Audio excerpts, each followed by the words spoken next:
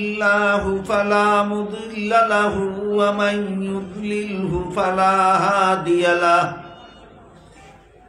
ونشهد أن لا إله إلا الله وحده لا شريك له ونشهد أن سيدنا ونبينا ومولانا محمدا عبده ورسوله صلى الله تعالى عليه وعلى آله وأصحابه وبارك وسلم. أما بعد فأعوذ بالله من الشيطان الرجيم. بسم الله الرحمن الرحيم. إن الذين يغضون أصواتهم عند رسول الله أولئك الذين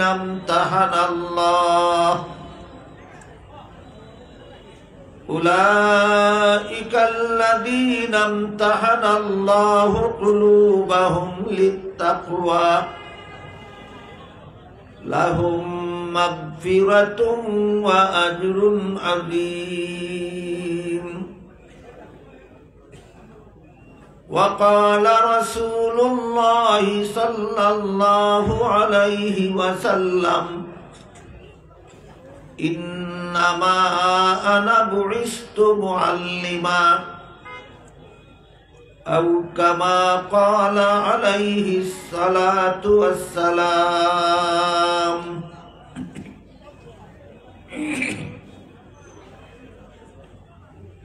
হযরত উলামায়ে কেরাম, মুহতারাম হাজিরিন, এলাকার সর্বস্তরের মুসলমান ভাইয়েরা আমার ও আমার পর্দানিশীন মা ও বোনেরা,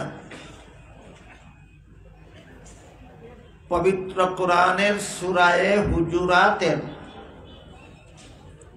৩ নম্বর আয়াত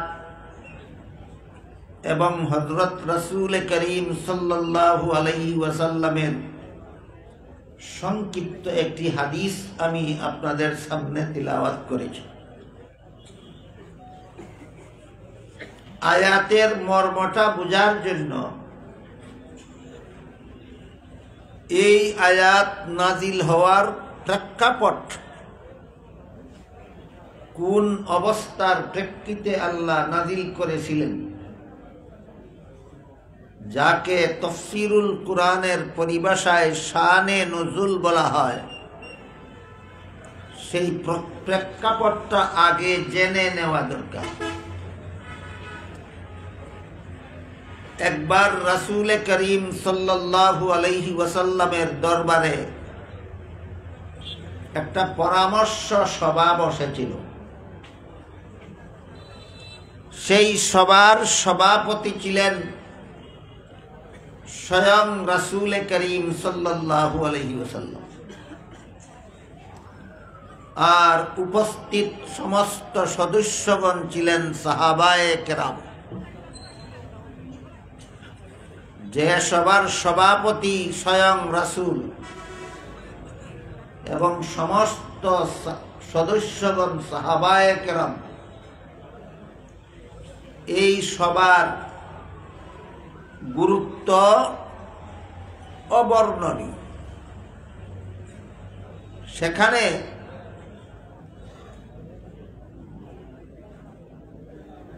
সবার আলোচ্য বিষয় সদস্যদের মধ্যে জানাজানি ছিল।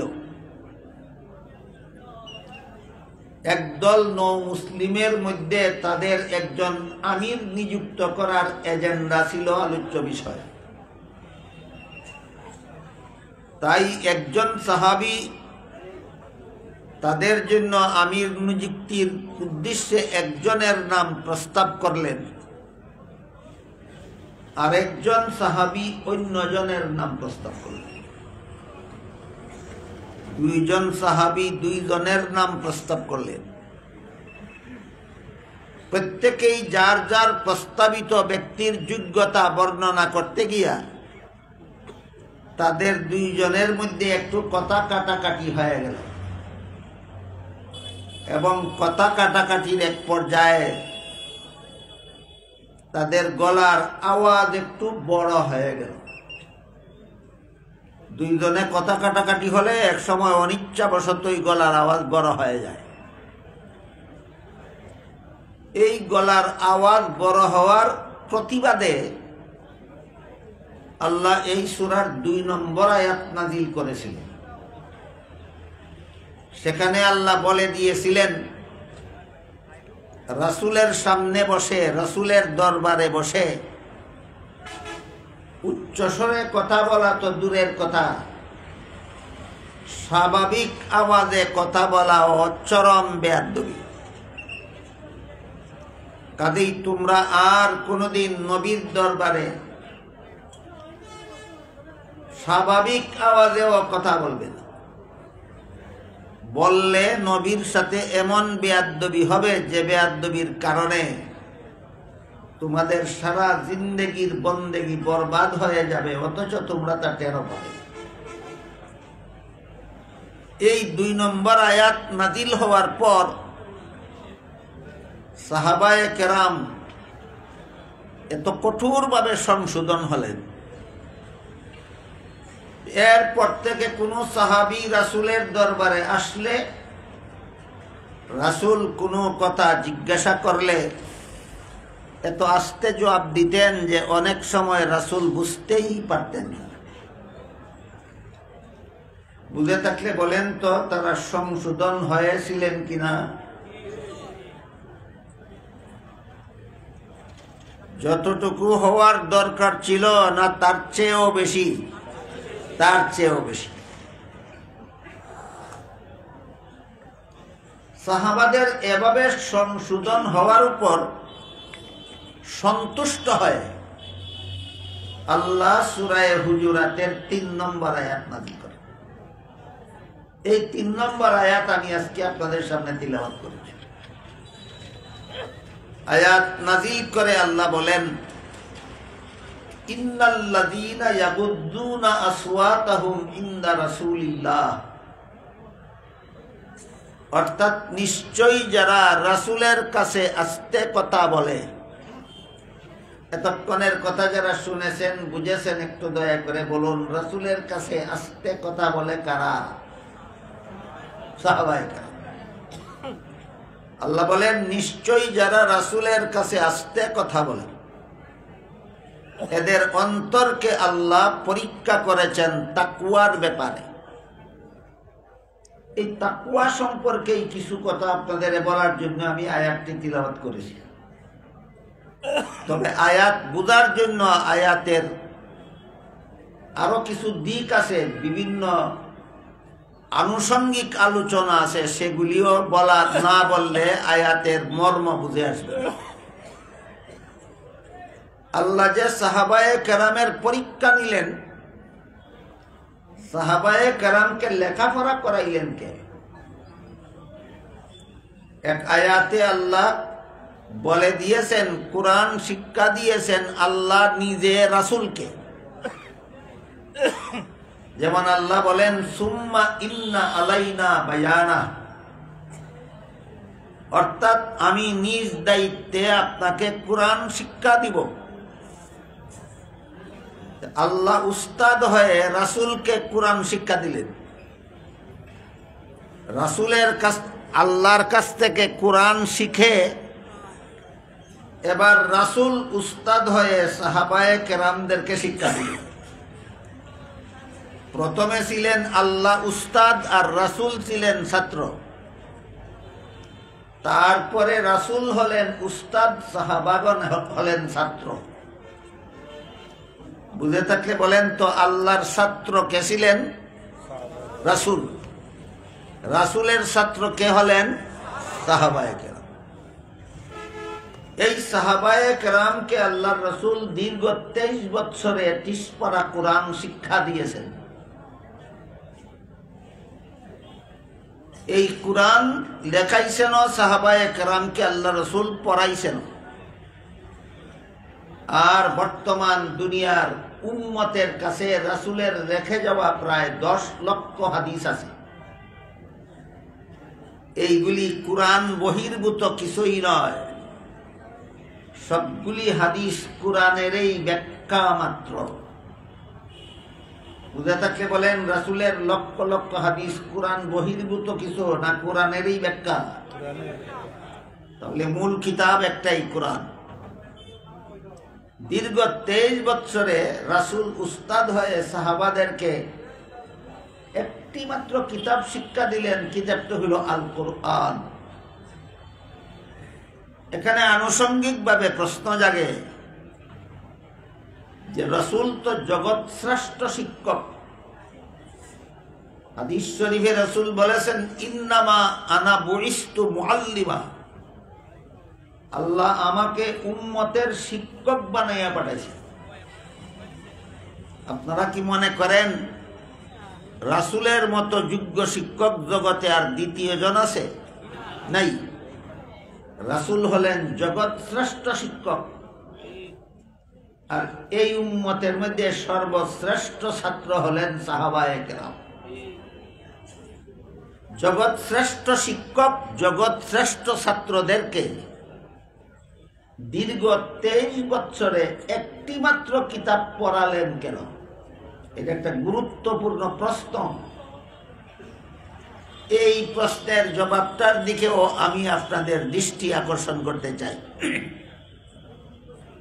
জগৎ শ্রেষ্ঠ শিক্ষক জগৎ শ্রেষ্ঠ ছাত্রদেরকে একটি মাত্র কিতাব পড়ালেন কেন? এ প্রশ্নের অনেকগুলি জবাব আছে। সবগুলি জবাবের আলোচনা একদিনে করা সম্ভব নয়। আজকের মতো আমি আপনাদের একটি মাত্র জবাব বলব। দীর্ঘ 23 বছরে জগৎ শ্রেষ্ঠ শিক্ষক জগৎ শ্রেষ্ঠ ছাত্রদেরকে একটি মাত্র কিতাব পড়ালেন কেন? এই প্রশ্নের যত জবাব আছে এর মধ্যে একটি মাত্র জবাব হলো, একমাত্র কোরআন শিক্ষাই হলো জবাবদিহিতামূলক শিক্ষা। এর মানে আমি দুনিয়ার জীবনে যত কাজ করি, যত অপকর্ম করি, যত খারাপ কাজ করি, যত মিথ্যা কথা বলি, যত মিথ্যা মামলা করি, যত মিথ্যা সাক্ষী দেই, অপরের সম্পদ যত অন্যায়ভাবে গ্রহণ করি, যত চুরি ডাকাতি করি, যত সুদ খাই, ঘুষ খাই, মদ খাই, গাঁজা খাই, আমি দুনিয়ার জীবনে যত দুর্নীতি যত জালিয়াতি করি, এতে যদি দুনিয়াতে কেউ আমাকে ধরতে নাও পারে, তবুও শেষ বিচারের দিন আল্লাহর কাছে আমার জবাব দিতে হবে।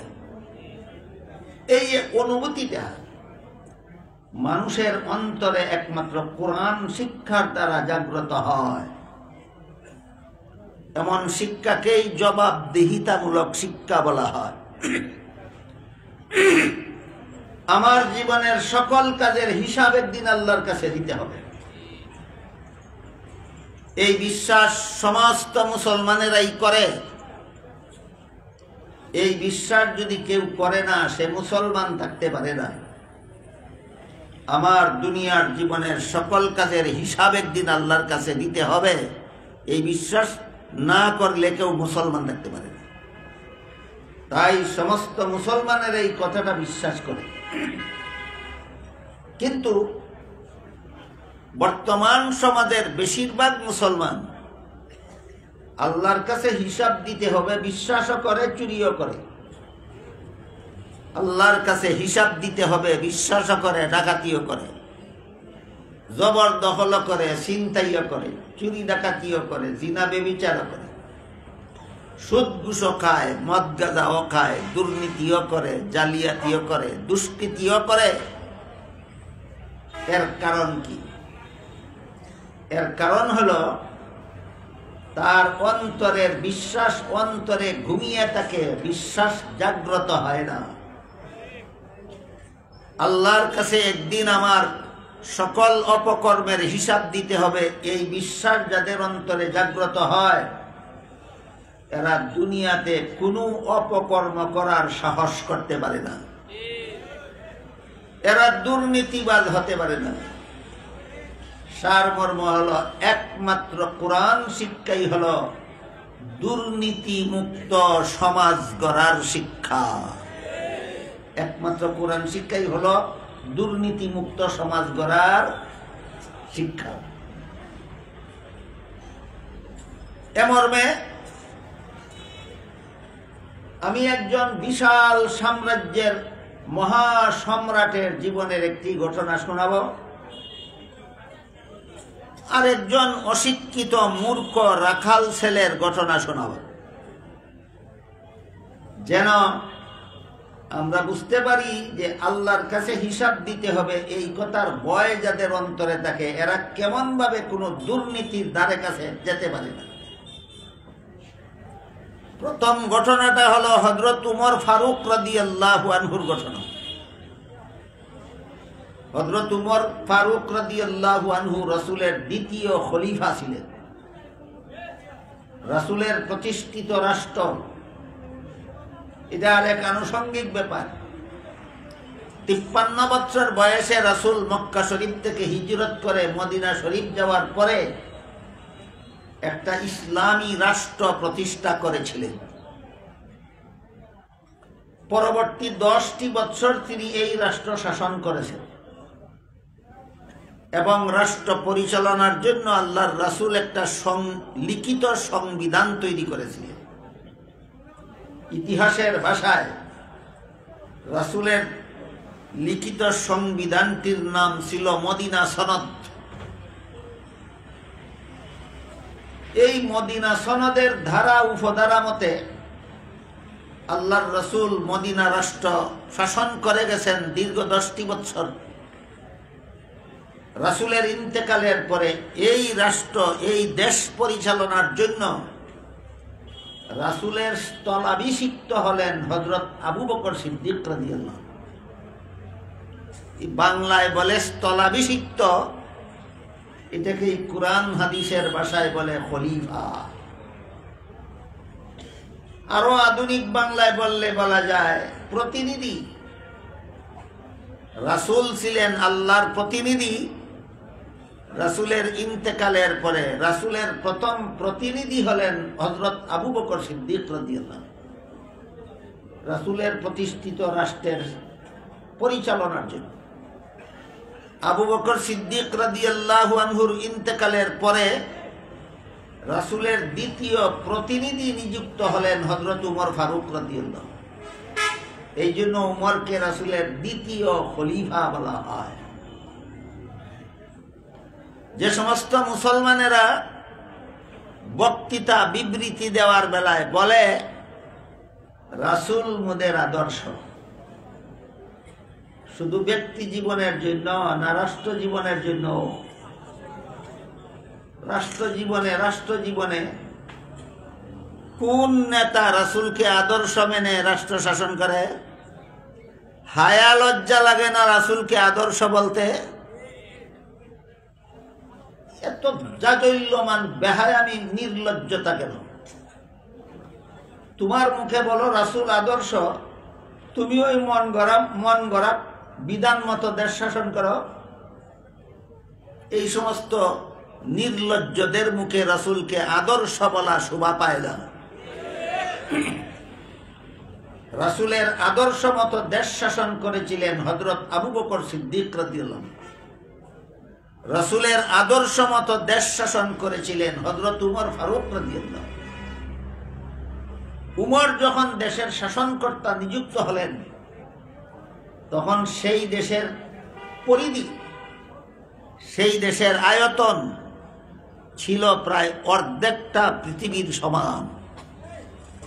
বলেন উমর যে দেশের শাসনকর্তা ছিলেন সেই দেশটা বাংলাদেশের সমান একটা দেশ ছিল না, অর্ধেকটা পৃথিবীর সমান। অর্ধেকটা পৃথিবীর সমান একটা দেশের শাসনকর্তা নিযুক্ত হলেন হযরত উমর ফারুক রাদিয়াল্লাহু। উমর শাসনকর্তা নিযুক্ত হওয়ার পরে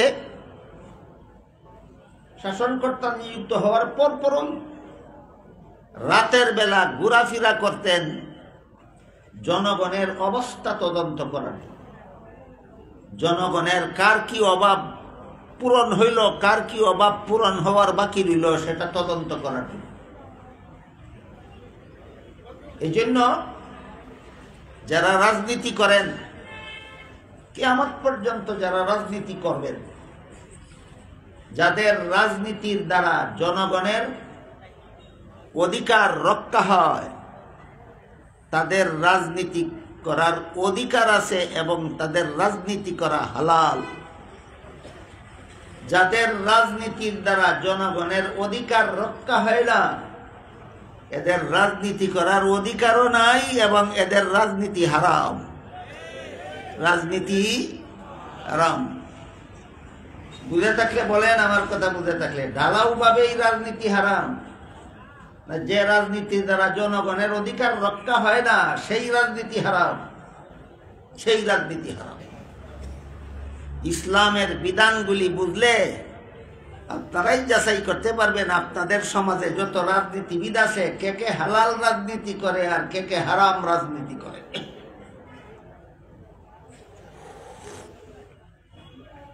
হযরত উমর জনগণের অধিকার প্রাপ্ত হইল না বঞ্চিত হইল তদন্ত করার জন্য রাতের বেলা ঘোরাফেরা করতেছিলেন। এক বিধবার কুঁড়েঘরের সামনে গিয়ে দেখলেন তার এতিম বাচ্চারা খাওয়ার জন্য কাঁদতেছে, বিধবা তাদেরকে খাদ্য দিতে পারতেছে না। শর্টকাট করে বলি, ঘটনা একটু লম্বা, আমি অত লম্বা করে বলবো। খলিফা ওমর ডাক দিলেন দরজা খোলার জন্য। বিধবা মহিলা দরজা খুলল। বললেন, তুমি কে, কি পাক করতেছো চুলায় বসে, আর এই বাচ্চারা কারা, কেন তারা কাঁদে? বিধবা মহিলা হযরত শুনেছে উমর খলিফা হয়েছেন, কিন্তু উমরকে দেখে নাই কোনোদিন, চিনতে পারেন যে এই লোকটাই উমর। বিধবা বলল, আমি শুনেছি উমর আমাদের দেশের শাসনকর্তা নিযুক্ত হয়েছে, সে শাসনকর্তা হওয়ার অযোগ্য। আমার স্বামী মারা গেছে, এই পরিবারে উপার্জনের যোগ্য আর কেউ নাই, এই জন্য ঘরে খাদ্য নাই, আমার এতিম বাচ্চারা খাওয়ার জন্য কাঁদতেছে। শাসনকর্তার দায়িত্ব, দেশের কোন নাগরিক যদি উপবাস থাকে তার খিদা নিবারণের উপযোগী খাদ্য সরবরাহের ব্যবস্থা করা, এটা সরকারের দায়িত্ব, জনগণের অধিকার। উমর খলিফা হইল, সরকার প্রধান হইল, আমার এতিম বাচ্চাদের অধিকার দিতে আসলো না, এই উমর শাসনকর্তা হওয়ার যোগ্য নয়। তোমার মতো মুসাফির এসেছো আমার এতিম বাচ্চাদের খবর নেওয়ার জন্য, তোমার মতো মুসাফির এই দেশের খলিফা হওয়া দরকার ছিল। বিধবা মহিলা যে অভিযোগটা করলো উমরের বিরুদ্ধে, কার কাছে? চিনার কারণে না না চিনার কারণে? বিধবার অভিযোগ শুনে খলিফা ওমর গোলামকে নিয়ে সরকারি খাদ্য গুদামে ঢুকলেন। ঢুকে গোলামকে বললেন, আটার বস্তা আমার ঘাড়ে উঠাইয়া দাও। গোলাম বলে, ওগো খলিফাতুল মুসলিমিন, আমার মতো গোলাম আপনার সাথে থাকা অবস্থায় আটার বস্তা আপনার ঘাড়ে উঠাইয়া দিব, এটা কেমন কথা? উমর বললেন, এই গোলাম, হাসরের মাঠে আল্লাহ যখন জিজ্ঞাসা করবেন খলিফা ওমর যেই দেশ শাসন করত, সেই দেশের একটা বিধবা মহিলার এতিম বাচ্চারা না খাইয়া ঘুমাইছিল কেন, জব তুই দিবে?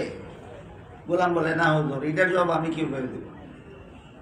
উমর বলেন, তাহলে বোঝা গেল দায়িত্বটা তোর না, দায়িত্বটা আমার। আমার দায়িত্ব আমাকে পালন করতে দে।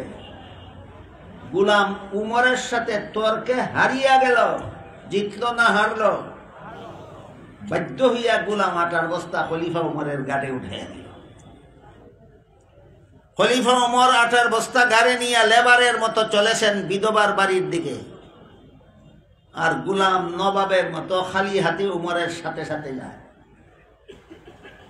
এইভাবে গভীর রাত্রে সরকারি গুদামের আটার বস্তা নিয়ে বিধবা মহিলার এতিম বাচ্চাকে খাওয়াবার জন্য ওমর রওনা হলেন। কোন ভয়ে? শেষ বিচারের দিন আল্লাহর কাছে আমার জবাব দিতে হবে সেই কথার ভয়ে। এমন ভয় মানুষের অন্তরে সৃষ্টি হয় একমাত্র কোরআন শিক্ষার দ্বারা।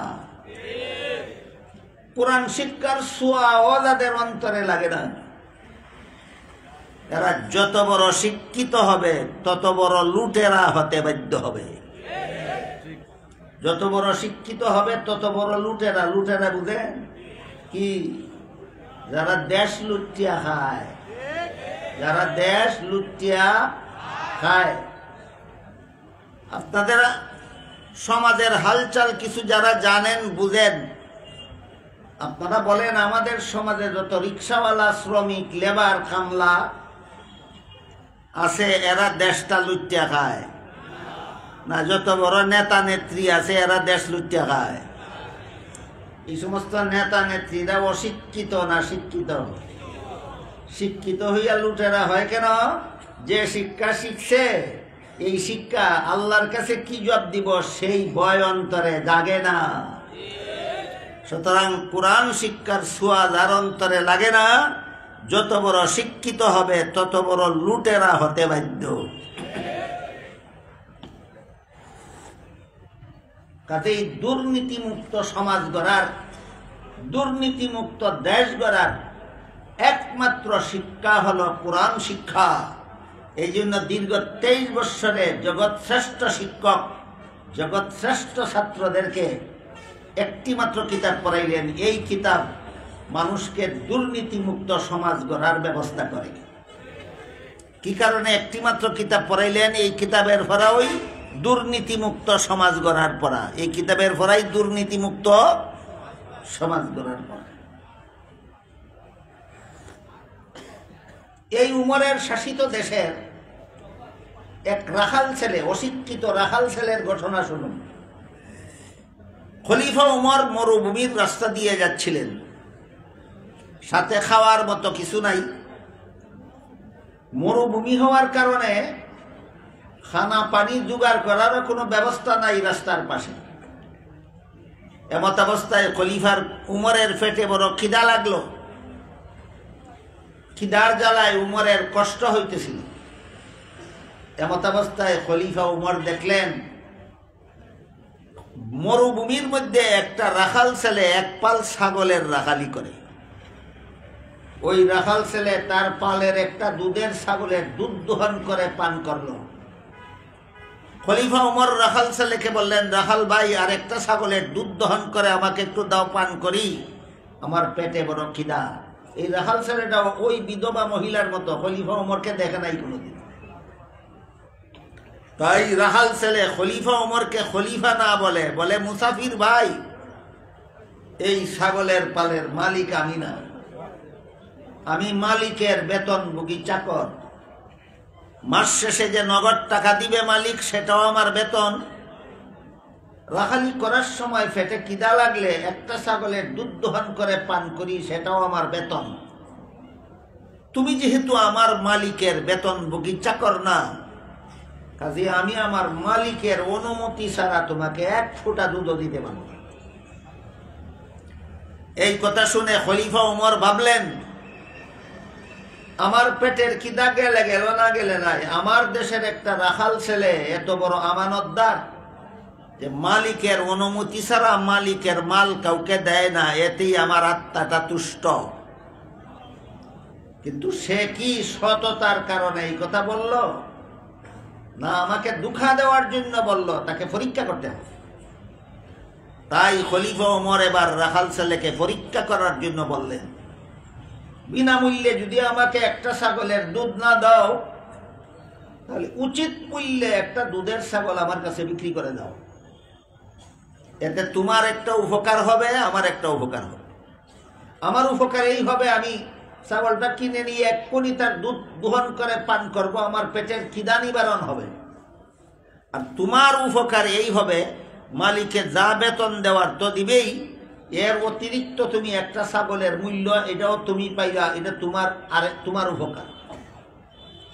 এই কথা বলায় রাখাল ছেলে মুসাফির লোকটারে জিজ্ঞাসা করে, তোমার কাছে একটা ছাগল বিক্রি কইরা পয়সাটা আমি খাইয়া ফেললে, মালিকে গনে যখন দেখবে ছাগল একটা কম, তখন তো আমাকে জিজ্ঞেস করবে ছাগল একটা কম কেন, আমি কি জবাব দেব?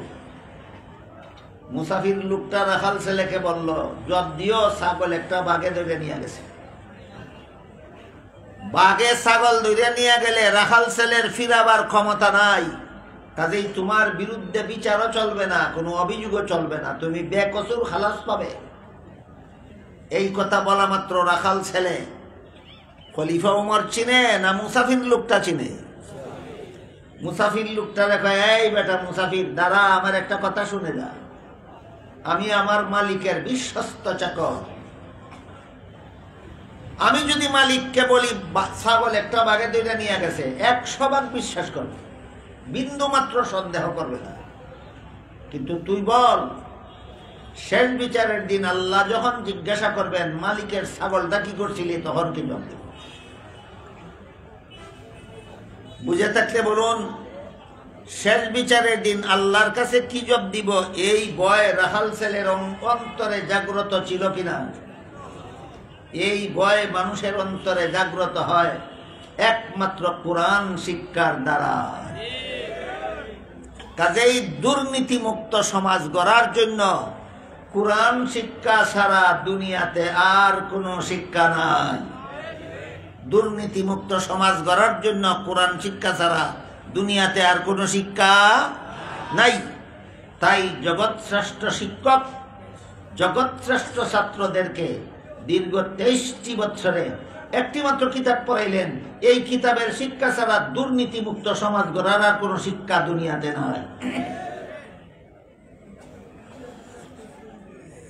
এবার আমি আপনাদেরকে পাকিস্তানের একটা ঘটনা শোনাবো, বাংলাদেশের একটা ঘটনা শোনাবো, যাতে আপনারা বুঝতে পারেন কোরআন শিক্ষার ছোঁয়া যাদের অন্তরে লাগে না, এরা যত বড় শিক্ষিত হবে, যত বড় নেতা হবে, যত বড় নেত্রী হবে, তত বড় চোর ডাকাত হতে বাধ্য।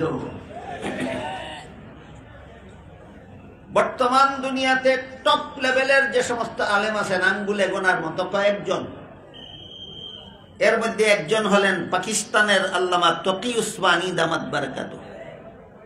তিনি এক সময় পাকিস্তানের শরিয়া আদালতের প্রধান বিচারপতি ছিলেন। আল্লামা তকি উসমানী পাকিস্তানের শরিয়া আদালতের প্রধান বিচারপতি থাকা অবস্থায় এক বক্তৃতায় তিনি বলেছিলেন, ইসলামী আদালতে চোরের চুরি সাব্যস্ত হলে হাত কাটার হুকুম দেওয়ার দায়িত্ব আমার, কিন্তু আমি বিচারপতি হওয়ার পর থেকে একদিনও কোনো চোরের হাত কাটার হুকুম দেওয়ার সুযোগ পাইলাম না। কারণ চোরকে আদালতে হাজিরই করা হয় না, থানায় পুলিশেরা ঘুষ খাইয়া চোরকে ছেড়ে দেয়। পুলিশের থানার থেকেই চোরের কাছ থেকে ঘুষ খাইয়া চোরে ছেড়ে দেয়। এই কারণে আদালতে হাজির হইলে পরে তো আমি হাত কাটার হুকুম দিতাম, আদালতে হাজিরই করে না পুলিশে। পাকিস্তানের সবগুলি থানার পুলিশ অশিক্ষিত, মূর্খ না শিক্ষিত? শিক্ষিতরা এত বড় ঘুষখোর চোর কেন? যে শিক্ষা শিখেছে, এই শিক্ষার দ্বারা আল্লাহর কাছে জবাব দেওয়ার ভয় জাগে না। যে শিক্ষায় শিক্ষিত সে এই শিক্ষার দ্বারা অন্তরে আল্লাহর কাছে কি জবাব দিব এই ভয় জাগে না। সুতরাং এই ঘটনা প্রমাণ করে কোরআন শিক্ষার ছোঁয়া যাদের অন্তরে লাগে না, এরা যত বড় শিক্ষিত হবে তত বড় চোর ডাকাত দুর্নীতিবাজ হতে বাধ্য। এবার আপনাদের বাংলাদেশের ঘটনা একটা শোনাই। আজ থেকে মনে হয় 40 থেকে 50 বছর আগের কথা।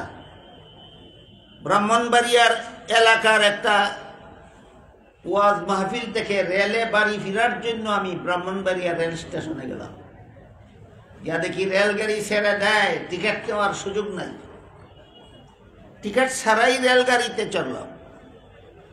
টিটি সাহেব সরকারের বেতনভোগী কর্মচারী যারা বিনা টিকেটে রেলে চড়ে এদের কাছ থেকে ভাড়া নিবে এবং টিকিট বানিয়ে দেবে, এইটাই তার দায়িত্ব।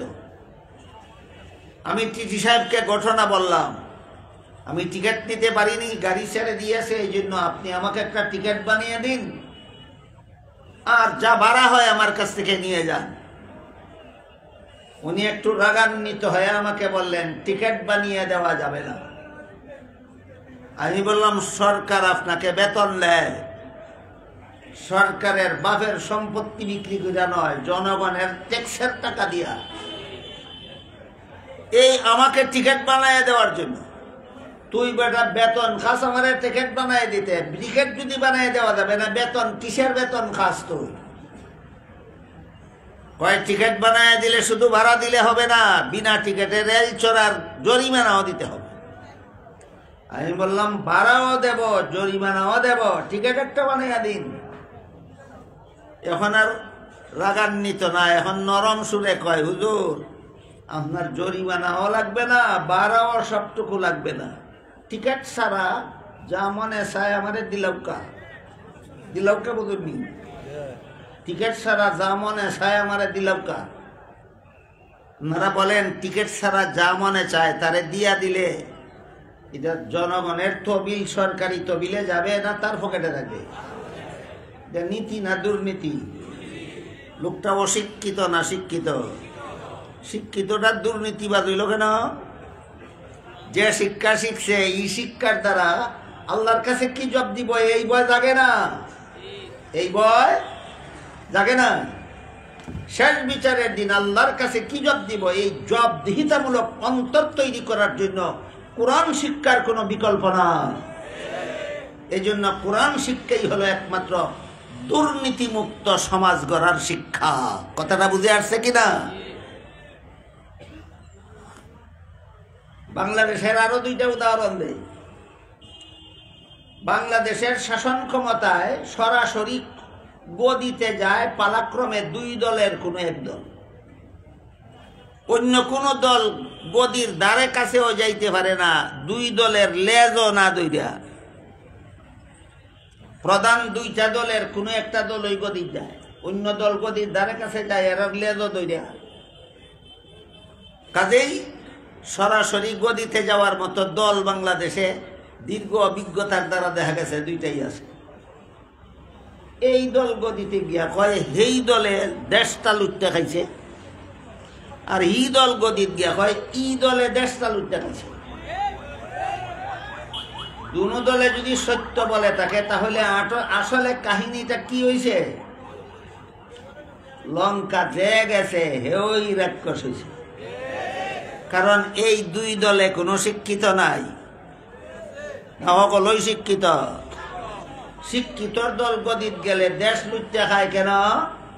যে দুর্নীতি মুক্ত করার শিক্ষা না, যেটা দুর্নীতিবাদীর শিক্ষা। একমাত্র কোরআন শিক্ষা হলো দুর্নীতি মুক্ত সমাজ গড়ার শিক্ষা। এই জন্য জগৎশ্রেষ্ঠ শিক্ষক জগৎশ্রেষ্ঠ ছাত্রদেরকে দীর্ঘ 23টি বছরে একটি মাত্র কিতাব পড়াইলেন। এই কিতাবের পড়া ছাড়া দুর্নীতি মুক্ত সমাজ গড়ার আর কোন শিক্ষা দুনিয়াতে নাই। আজকে একটা মাত্র জবাব দিলাম, এক কিতাব পড়াইলেন কেন? আরো অনেক জবাব আছে, সব জবাব একদিনে দিয়ে শেষ করা যাবে না। একটা জবাব কি আমি আপনাদের বুঝাতে পারলাম? জগৎ শ্রেষ্ঠ শিক্ষক জগৎ শ্রেষ্ঠ ছাত্রদেরকে দীর্ঘ 23টি বছরে একটি মাত্র কিতাব পড়ালেন কেন? এই প্রশ্নের যত জবাব আছে এর মধ্যে একটা জবাব হইল এই কিতাবের শিক্ষাই, একমাত্র কোরআন শিক্ষাই দুর্নীতিমুক্ত সমাজ গড়ার শিক্ষা। তাহলে সাহাবায়ে কেরামের শিক্ষক ছিলেন রাসূল, সাহাবা ছিলেন ছাত্র। দীর্ঘ 23 বছরে রাসূল 30 পারা কোরআন সাহাবাদের শিক্ষা দিয়েছেন। এখন যদি তিনি নিজেই পরীক্ষা নেন, যিনি পড়াইছেন তিনি নিজেই যদি পরীক্ষা নেন, আর ঘটনাক্রমে পরীক্ষায় যদি সবগুলি ছাত্র ফার্স্ট ডিভিশন পায়, যদি পায়, এটা যদিও অস্বাভাবিক তাহলে অসম্ভব নয় তো। পাইতেও তো পারে। যিনি পড়াইল তিনি যদি পরীক্ষা নেয় আর সবগুলি ছাত্র যদি ফার্স্ট ডিভিশন পায়, তাহলে এই ছাত্রদের আর এই শিক্ষকের সমালোচক দোষ যারা খুঁজে, বর্তমান মুসলমান সমাজে এমন লোকেরও অভাব নাই যারা এই শিক্ষকেরও দোষ খুঁজে, এই সমস্ত ছাত্রদেরও দোষ খুঁজে। শিক্ষককে মুহাম্মদুর রাসূলুল্লাহ শিক্ষক, ছাত্র কারা? সাহাবায়ে কেরাম। নবীর দোষ খুঁজে, সাহাবাদের দোষ খুঁজে এমন এমন কলঙ্কময় মানুষের অভাব নাই সমাজে। অথচ আল্লাহ পাক রব্বুল আলামিন পবিত্র কোরআনে বলেন, লা ইয়ানালু আহদিজ জালিমিন, আমি বেগুনাহদেরকে নবী বানাই, গুনাহগারদেরকে নবী বানাই না। বেগুনাহ হইলে পরে নবী, বেগুনাহ হইলে পরে তুমি আর কি দোষ খুঁজো? আর সাহাবায়ে কেরাম সম্পর্কে নবী বলেন, ইযা রাআইতুমুল্লাযীনা ইয়াসুব্বুনা আসহাবি ফাকুলু লানাতুল্লাহি আলা শাররিকুম। হে আমার উম্মত মুসলমানেরা, তোমরা যদি ওই সমস্ত লোকদের দেখতে পাও যারা আমার সাহাবাদের সমালোচনা করে, দোষ খুঁজে, বলে দিও আমার সাহাবার দোষ যারা খুঁজে এদের উপর আল্লাহর লানত, এদের উপর আল্লাহর লানত। এত সত্ত্বেও এই সমাজে যথেষ্ট পণ্ডিত বিরাজ করে যারা রসুলেরও দোষ খুঁজে, সাহাবাদেরও দোষ খুঁজে। এমত অবস্থায় রসুল লেখাপড়া করাইয়া নিজেই যদি পরীক্ষা নেন আর সবগুলি ছাত্র যদি ফার্স্ট ডিভিশন পায়, যারা দোষ খুঁজে এরা বলতে পারবে কিনা নিজেই পড়াইল, নিজেই লেখাইল, নিজেই পরীক্ষা লইল, মনে হয় নিজের সুনামের জন্য সব ছাত্রকে ফার্স্ট ডিভিশন দিয়া দিল। যারা দোষ খুঁজে এরা এই কথা বলতে পারত কিনা? পারত। এই সুযোগ আল্লাহ চিরতরে বন্ধ করে দিয়ে বলেন, আমি আল্লাহ নিজে নিয়েছি এই সব ছাত্রদের পরীক্ষা। সাহাবাগণ হইলেন ছাত্র, রাসূল হইলেন উস্তাদ, স্বয়ং আল্লাহ হইলেন পরীক্ষক। এখন যদি ফার্স্ট ডিভিশন পায়, স্বজন প্রীতিমূলক ভাবে সবাইকে ফার্স্ট ডিভিশন দিয়েছে, এই অভিযোগ দিলে ডাইরেক্ট আল্লাহর বিরুদ্ধে যাবে। কার বিরুদ্ধে যাবে? আল্লাহর বিরুদ্ধে যাবে। রাসূলের বিরুদ্ধে এই স্বজন প্রীতির অভিযোগ উঠাবার ফাঁক আল্লাহ চিরকালের জন্য বন্ধ করে দিয়েছে। বাস্তবে তাই হয়েছে। আল্লাহর পরীক্ষায় সাহাবাগণ, সমস্ত সাহাবাগণ ফার্স্ট ডিভিশনে পাস। আল্লাহ বলেন, আস-সাবিকুনাল আউয়ালুন মিনাল মুহাজিরিন ওয়াল আনসার ওয়াল্লাযীনা ইত্তাবাউহুম বিইহসান।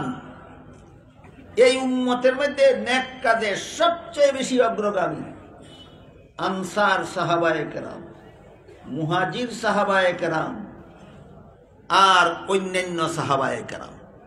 সাহাবাদের তিন দল। একদল সাহাবাকে আনসার বলা হয়, একদল সাহাবাকে মুহাজির বলা হয়, আর একদল আনসারও না মুহাজিরও না, কিন্তু নবীর সাহাবা। কত দল হইল? তিন দলের উল্লেখ করে আল্লাহ বলেন, আল আউয়ালুন। আউয়ালুন, আউয়াল শব্দের বহুবচন।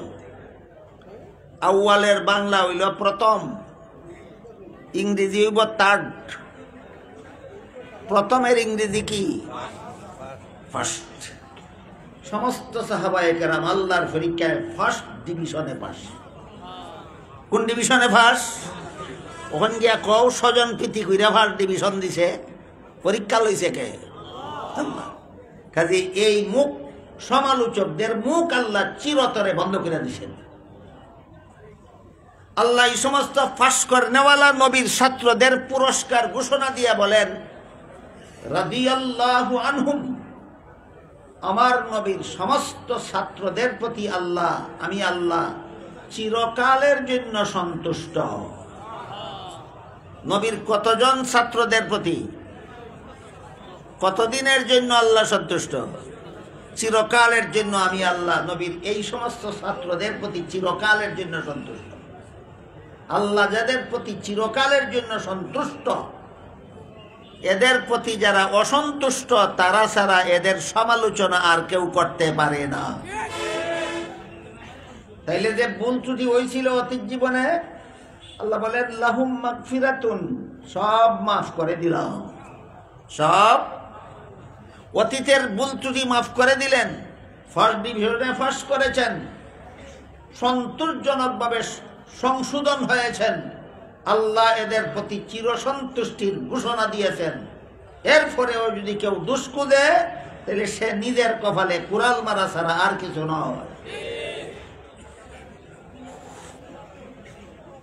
পরীক্ষাতে নিলেন আল্লাহ, এই 30 পারা কোরআন আল্লাহর রাসূল পড়াইলেন সাহাবাদেরকে, আর পরীক্ষা নিলেন আল্লাহ। 30 পারা কোরআনের পরীক্ষাতে আল্লাহ দিলেন প্রশ্ন মাত্র একটা, প্রশ্ন মাত্র একটা। কি? আমার নবীর কাছে যে 23 বছর লেখাপড়া করছ, এর দ্বারা অন্তরে তাকওয়া হাসিল করেছ কিনা, এটাই পরীক্ষা। অন্তরে তাকওয়া হাসিল করেছ কিনা। অন্তরে তাকওয়া হাসিল করার সারমর্ম এটাই। যদি খারাপ কাজ করি আর আমার দুনিয়াতে কেউ ধরতে না পারে, আল্লাহর কাছে কি জবাব দিব, এই ভয় অন্তরে জাগছে কিনা, এটাই তাকওয়া। বুঝাতে পারলাম?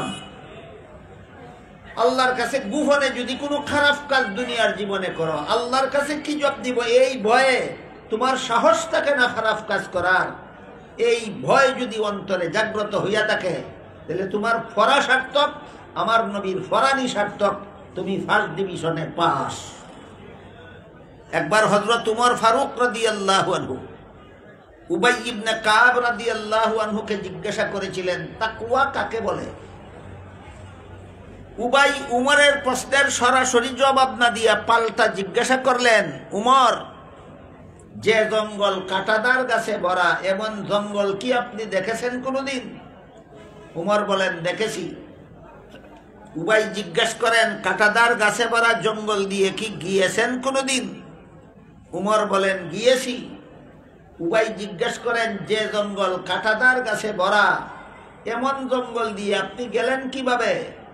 উমর বলেন, এমন ভাবে শরীর কাপড় সামলে গিয়েছি যেন আমার গায়ে কোনো কাঁটা না লাগে। উবাই বলেন, এটার নামই তাকওয়া। অর্থাৎ গোটা দুনিয়াটা অসংখ্য অগণিত গুনাহ নামের কাঁটাদার গাছে ভরা একটা জঙ্গলের নাম। দুনিয়া একটা জঙ্গলের নাম। এটার মধ্যে যতগুলি গুনার পরিবেশ আছে, সবগুলি গুনার পরিবেশ এক একটা কাঁটাদার গাছ। এইরকম অসংখ্য অগণিত গুনার কাঁটাদার গাছে ভরা একটা জঙ্গলের নাম দুনিয়া। এর ভিতর দিয়া প্রতিটি মানুষের জান্নাতে যাওয়ার পথ। দুনিয়ার বাইরে দিয়া কেউ জান্নাতে যেতে পারবে না, দুনিয়ার ভিতর দিয়া জান্নাতের পথে যেতে হবে। এমত অবস্থায় দুনিয়ার থেকে কোনো গুনাহ যেন তোমার সাথে কবরে না যায়, এমন জীবন গড়তে পারার নাম অন্তরে তাকওয়া হাসিল করা। কোরআন শিক্ষার একমাত্র উদ্দেশ্য, কোরআন শিক্ষার একমাত্র কাজেই মাদ্রাসায় যারা পড়েন আর পড়ান, তারা কোরআন শিক্ষার উদ্দেশ্য হাসিল করলেন, গুনাহ যেন সাথে কবরে না যায় এমন জীবন যাপন করলেন। আর যারা মাদ্রাসায় চান্দা দেয়, সাহায্য করে, সহযোগিতা করে, পরামর্শ দেয়, শ্রম দেয়, কাজ করে, মাদ্রাসার জন্য মেহনত করে, এরা তো মাদ্রাসায় পড়লও না, পড়াইলও না। এরা কি জাহান্নামে যেতে হবে? না এদেরও জাহান্নাম থেকে বাঁচার দরকার? আপনারা কি বলেন? এদেরকে জাহান্নাম থেকে বাঁচাবার জন্য মাদ্রাসাওয়ালায় এই সম্মেলনটার আয়োজন করে। আমরা যারা পড়ি, আমরা যারা পড়াই, আমরা তো জাহান্নাম থেকে বাঁচার পথে চলার চেষ্টা করি। আপনারা তো সংসার নিয়ে জীবন কাটান, কোন কাজে গুনাহ হয়, কোন কাজে সওয়াব হয় অনেক সময় বুঝেন না। অনেক সময় বুঝে শুনে এই গুনার কাজ করে বসেন। এই গুনার কাটা আপনার শরীরে লাগে, এটা নিয়ে যেন কবরে না যান। সাহাবায়ে কেরাম যেইভাবে সংশোধন হইয়া গুনাহ মাফ করাইয়া দুনিয়ার থেকে বিদায় হয়েছিলেন, সর্বস্তরের মানুষকে এইভাবে সংশোধন করে গুনাহমুক্ত হয়ে দুনিয়ার থেকে বিদায় হওয়ার পথ দেখাবার জন্য মাদ্রাসার পক্ষ থেকে এই সম্মেলনের আয়োজন করা হয়। আমি কি আপনাদের বুঝাতে পারলাম মাদ্রাসায় কেন সম্মেলন করে? সর্বস্তরের মানুষের অন্তরে তাকওয়া হাসিলের ব্যবস্থা দেওয়ার জন্য। সর্বস্তরের মানুষের অন্তরে তাকওয়া হাসিলের ব্যবস্থা দেওয়ার জন্য। বর্তমান বাংলাদেশে 40,000 কওমি মাদ্রাসা আছে। প্রায় প্রতিটি কওমি মাদ্রাসার পক্ষ থেকে বৎসরে কমপক্ষে একটি করে এরকম ইসলামী সম্মেলন হয়। কাজেই বাংলাদেশে শুধু কওমি মাদ্রাসাগুলির পক্ষ থেকে প্রতি বৎসরে 40,000 ইসলামী সম্মেলন হয়, শুধু সর্বস্তরের মানুষের অন্তরে তাকওয়া হাসিল করার জন্য। আপনাদের অন্তরে যদি এই ভয় জাগ্রত হয়, উমরের দেশের রাখাল ছেলের মতো, মনে আছে উমরের দেশের রাখাল ছেলের মতো আপনাদের অন্তরে যদি এই ভয় জাগ্রত হয়, আমি ব্যবসায় অসৎ ব্যবসা করলে আল্লাহর কাছে কি জবাব দেব, আমি অসৎ উপায়ে চাকরি করলে আল্লাহর কাছে কি জবাব দেব, আমি অন্যায়ভাবে রাষ্ট্রীয় সম্পদ নষ্ট করলে আল্লাহর কাছে কি জবাব দেব, আমি অন্যায়ভাবে অপরের সম্পদ আত্মসাৎ করলে আল্লাহর কাছে কি জবাব দেব, এই ভয় যদি আপনাদের অন্তরে জাগ্রত হয়, রসুলের কাছ থেকে সাহাবায়ে কেরাম যেই তাকওয়া নিয়ে কবরে গেছিলেন, আপনারাও মাদ্রাসার সম্মেলন থেকে সেই তাকওয়া নিয়ে কবরে যেতে পারবেন। আপনাদেরকে এই সুযোগ দেওয়ার জন্য মাদ্রাসাগুলির সম্মেলন হয়। আল্লাহ আপনাদের আমাদের সবাইকে মাদ্রাসার এই সৎ উদ্দেশ্য পূরণ করার, মাদ্রাসার থেকে তাকওয়া হাসিল করে তাকওয়ার জীবন যাপন শিক্ষা করার তৌফিক দান করুন। সবাই বলুন আমিন। সুবহান রাব্বিকা রাব্বিল ইজ্জাতি আম্মা ইয়াসিফুনা ওয়া সালামুন আলাল মুরসালিন আলহামদুলিল্লাহি রাব্বিল আলামিন। দোয়াতে যারা শরীক হবেন বসা থাকেন, আস্তাগফিরুল্লাহ দুরূদ শরীফ পড়েন।